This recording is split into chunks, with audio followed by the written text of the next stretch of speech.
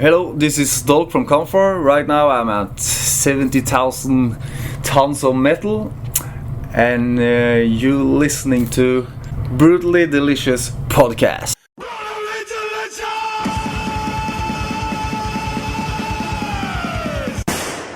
So I guess let's talk about the cruise first. So you guys have done, with 200 shows, you've done a bunch of European festivals, right? Yeah. How does a European festival, when it's a destination, compared to something like this where you're...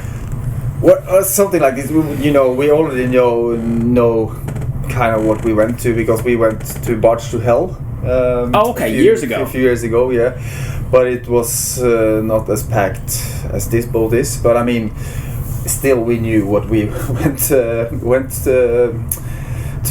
But I mean, the difference here is like, when you play festivals, at least in Europe, you have this sort of isolation with the backstage, which you don't have here. So I mean, you walk into all the fans here, so it's a completely different thing actually. But and that can go both ways, though, right? That can go both ways for sure. Yeah, for sure. But I think now at year 10, though, fans are probably a little bit know the etiquette a little bit more, maybe, and they're not interrupting, I hope, when you're eating pizza or doing something. Exactly. There's people have developed manners. Yeah, for sure. But I mean, it's a good thing here. Here at this cruise ship, we are sort of one of the few most extreme bands here in that way that you can put it in black metal direction. But right. I mean, so you have a lot of different audience here. So I mean, it's not a problem at all. So that was one of my later questions, but you touched on it now.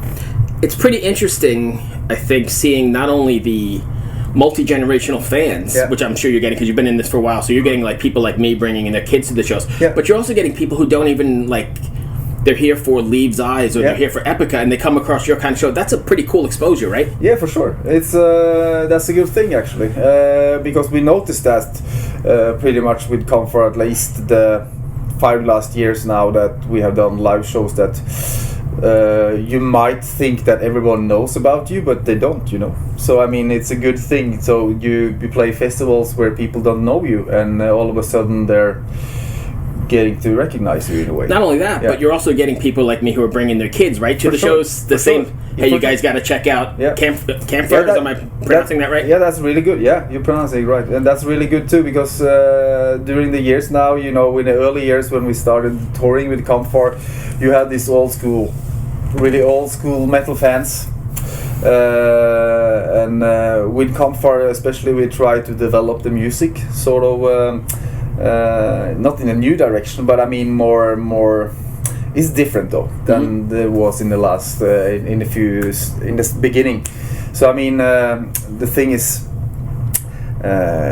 you kind of grab new audience in a way, and for me that has been playing with Kampfar for 25 years, and I mean that's not my first band either, but I mean this is the band I have been doing for 25 years, and I see a lot of difference, because it's very funny actually to see some of these die-hard fans that you had in the early 90s, where their sons actually coming to our shows. Yeah, which is quite... I mean, I see some of that here, and I know I take my kids, not necessarily like Kampfar show, but I take them to see shows like Exodus or something, and like, this is what I grew up on 30 years ago or whatever, so it's kind of cool. Exactly. I know you mentioned it again, but did you ever imagine you'd be doing this 25, 30 years later? I mean, because extreme metal, especially 25 years ago, was pretty underground, right?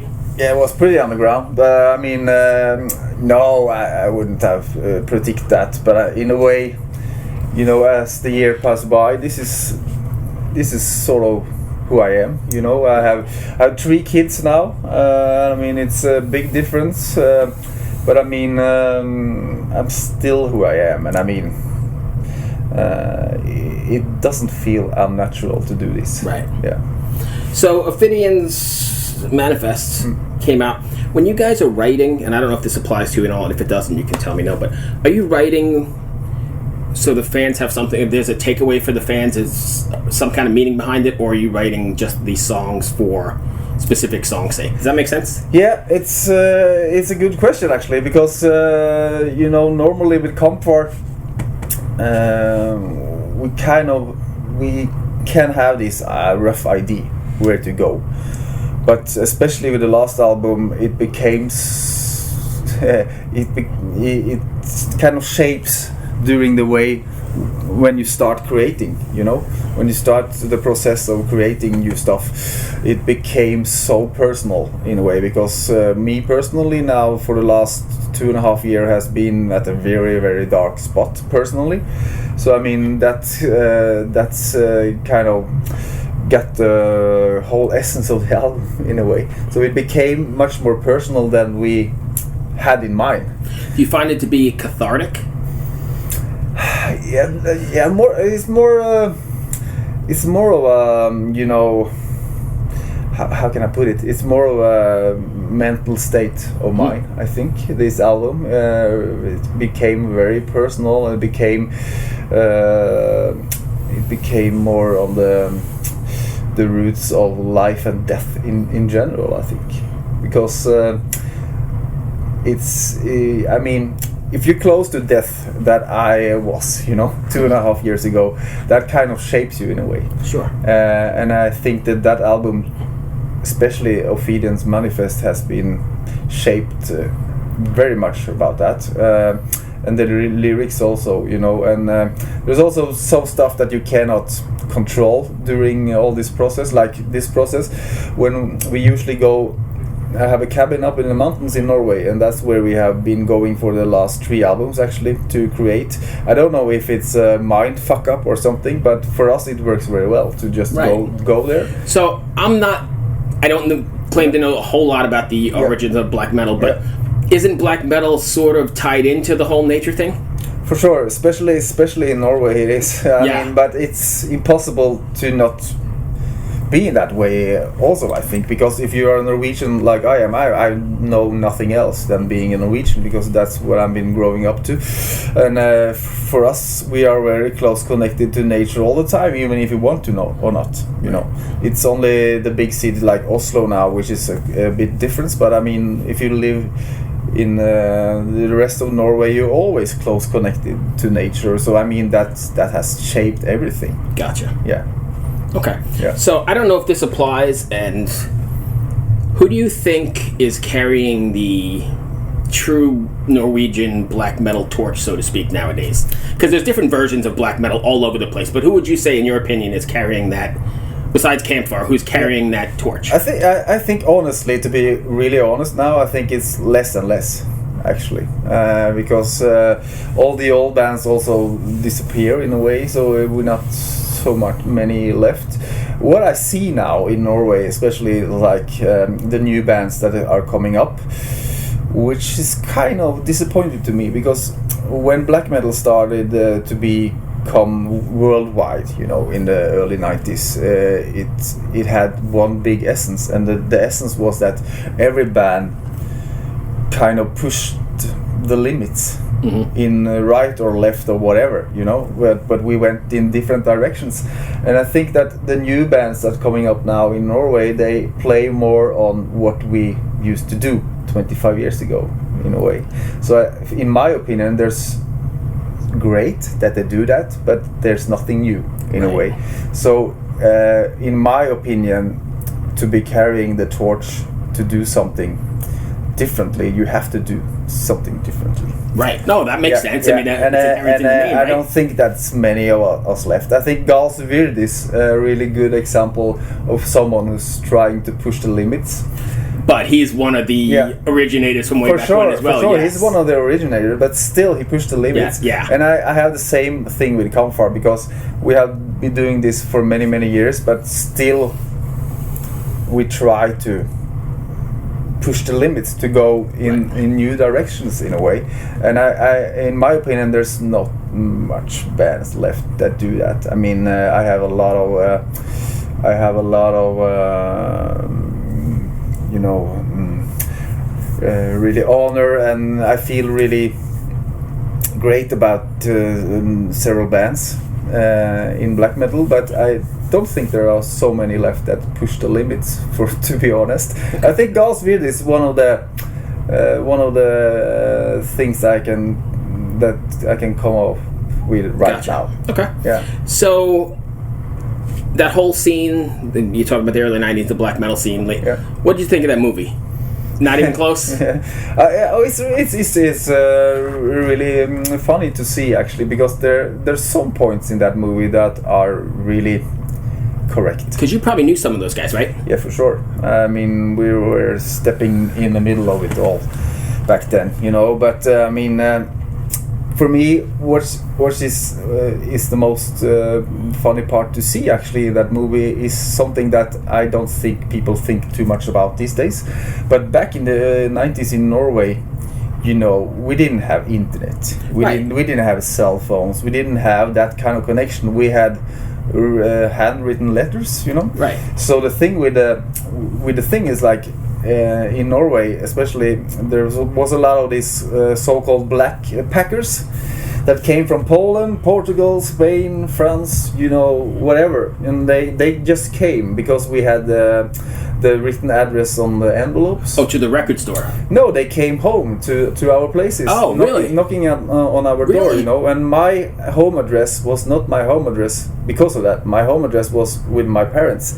So a lot of people just came. You know? I didn't realize that. Yeah, it was a big movement, you know. And people were knocking on the door, and my father could come to me with his car full of these people, you know. They're here to see you, so I had to let them in and have a coffee, and sometimes they slept over and stuff. But these guys, they have a major story in which I think this movie miss, because these guys have a major influence in the whole Norwegian thing, because those guys were visiting maybe Ishan from Emperor one day, and the next day they visited me, and the next day they went to Euronymous in Oslo, and that's how we all got to hear about each other. And we heard about each other, that, you know, Ishan, he told me this and that, and he's doing this and he's doing that, right. Because people don't think about that now, because now we have internet, now we are so overflowing with information, right. But we didn't have that information back then, so we almost like you know, like all the Indians, you know. It's like we heard, because we lived in Norway, there was a huge mountain, and on the other mountain there were Ishan living, and on the other mountain, but yeah, it's a whole other world away. Exactly. So we kind of, with different words, but still we connected in a way, and I think that movie misses that link, because that link made a much more huge impression on everyone. They were going for sensationalism, though, for sure. Exactly. Right. So I mean, but the movie itself, it's it is what it is. It is a movie. Right. So, no, I 100% agree. Are we okay? I'm not. Yeah. I'm not okay. driving you nuts. Okay.